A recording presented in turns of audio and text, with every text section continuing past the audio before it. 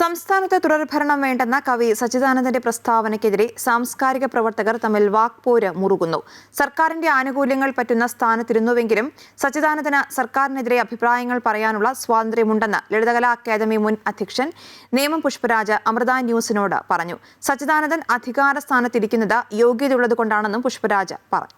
സച്ചിദാനന്ദൻ്റേത് അപക്വമായ പ്രതികരണമാണെന്നാണ് ചില ആളുകളൊക്കെ പറഞ്ഞു കേട്ടത്. ഭരണകൂടത്തിൻ്റെ ആനുകൂല്യങ്ങൾ പറ്റുന്ന സ്ഥാനത്തിരുന്ന് എതിരെ പറയുന്നത് ശരിയല്ല എന്നാണ് മുരുകൻ കാട്ടാക്കട പോലെയുള്ള ആളുകളൊക്കെ പറയുന്നത് കേട്ടത്.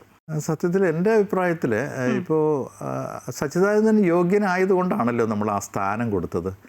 അപ്പോൾ അദ്ദേഹം പറയുന്നത് അദ്ദേഹത്തിൻ്റെ അഭിപ്രായമാണ്. അതിനെ നമ്മൾ വിമർശിക്കേണ്ടതില്ല എന്നാണ് എനിക്ക് തോന്നുന്നത്. അദ്ദേഹം പറയുന്നത് അദ്ദേഹത്തിൻ്റെ കാഴ്ചപ്പാടാണ്. അദ്ദേഹം സമൂഹത്തെ എങ്ങനെ വീക്ഷിക്കുന്നു എന്നുള്ളതാണ്.